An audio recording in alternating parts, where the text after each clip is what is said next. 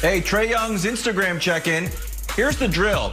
He can't miss 2 in a row, and he keeps on going further and further back. And we're going to get a shot here where I know you think he's far now, but you're going to get a shot like, how far away are you? So here's the question. Is this a good shot? And I know it's only worth 3 points. And Kirk Goldsberry dug into it that last year when he was taking those, and I'll read it to you. On the ensuing possessions, as those defenses turn into offenses, they rack up a wild 127 points per 100 possessions. That's not good. So when Trae Young misses one of these, it's just off to the races. So I don't know if this is a good shot. It's good for Instagram, but I literally have no clue whether Trae Young should be taking these. It's a good to watch, and it expands the defense. The question is, is there a whole new rebounding? Wilds, it's definitely. Tell that to Dame Lillard. You sound like Paul George. You sound like Paul George and Dame Lillard now. Okay. You and Paul George now. Buddy. Not a good shot. He's beyond half court, buddy. Wild's like, I don't know if he's beyond half court shots or good shots. They're not good shots. Good for Dame. So tonight on the Road Trippin' podcast, LeBron's going to do his first extended interview post-championship. Richard Jefferson, Allie Clifton, shout out to them. With a little sneak preview of this, he mentions the addition of Marc Gasol, and he says Marc Gasol has in his house my Defensive Player of the Year award. This bothers LeBron more than he's ever let on, but maybe he's finally letting on. In 2013, Marc Gasol was essentially third-team all-defense at center, yet somehow won Defensive Player of the Year, which denied LeBron the only trophy he hasn't won in the NBA. I'm excited to listen to the podcast. I'm also excited to see if LeBron elaborates on how he's going to get that trophy back, since he rightfully should have won it in 2013, Jenna. All right, do you know why I love Tom Brady? Do you know why I love Bill Belichick? Because he speaks volumes without using words. Because he says things without saying things. Hey, how's Cam Newton playing? We're just focused on week 12. Now you know how Cam Newton's playing because you can read into Bill Belichick. The other day, Bill Belichick was asked if he would consider bringing Matt Patricia back after he was just fired, to which Bill Belichick said this: I'd say right now we're really focused on correcting the mistakes from the Arizona game and moving on to the Chargers. Guys, did you hear that? I think he's bringing Matt Patricia back. I mean, I know he brought Josh Daniels back, and McDaniels back, and I know that Patricia spent 6 years there, so he knows that defense well. But because of this quote, if you read deeply into it, I think Matt Patricia's coming back to the Patriots. I'm just saying, I was blown away this morning when I couldn't believe he exposed all of that. All right, let's talk some Tampa Bay Bucks now. Breaking news. Says things without saying things. We know the Bucks have the GOAT, and we know that the GOAT has weapons. What we don't know appears to be the same thing the Bucks don't know: who they're trying to be, who their identity is. Many wondering why they don't just mimic the offense that Brady ran in New England. That is until Bruce Arians said this, quote, Tom Brady picks all the plays now. We call what he picks. We just have to get better. He's getting more comfortable every week, and we're getting close. Brandon, what do you make of Bruce Arians saying that it's actually Tom Brady who's picking the plays now and not Bruce Arians? What's his middle name? What do you call him? You say his whole name when you get on him. What's his name? Say Edward Patrick Brady.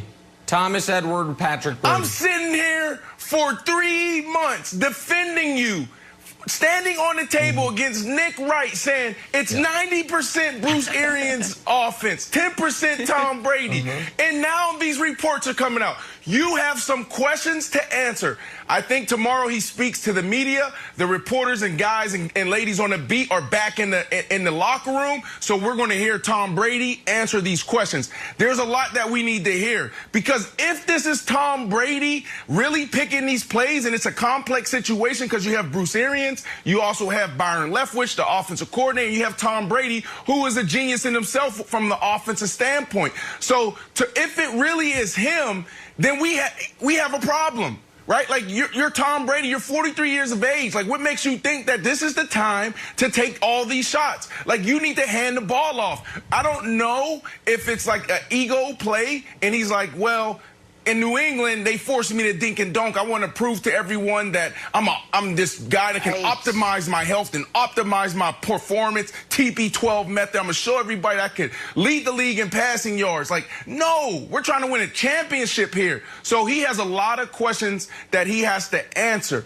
Now, this is a complex situation because you never know. Like, when you talk about picking the plays, I think about Coach Payton, I think about Drew Brees, and it's really universal throughout the National Football League, where you have a quarterback sit down with the play caller, and the quarterback tells the play caller, like, hey, in these situations, let's look at 3rd and short. What is 3rd and short? 3rd and short is 3rd and 1 to 3 yards.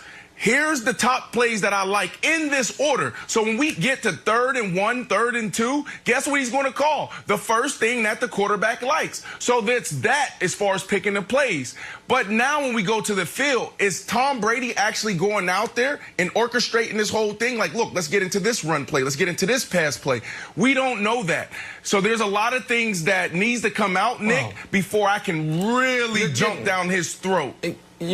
You're getting close, Brandon. I was so ready to just invite you into the fold. And then you were like, but, you know, with Sean Payton, 3rd and short, and I lost you a little bit. You were so close.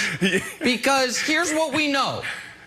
We know Tom Brady picked the Tampa Bay Bucs. Vegas wanted him. I think the Chargers would have taken him. The Colts definitely would have taken him. Colts, great offensive line, good defense. Just hand it off, Tommy. Make a few plays. Nope. Fun and gun. No risk it, no biscuit. Mike Evans, Chris Godwin, warm weather Tampa, Gronkaneers. We know he picked that.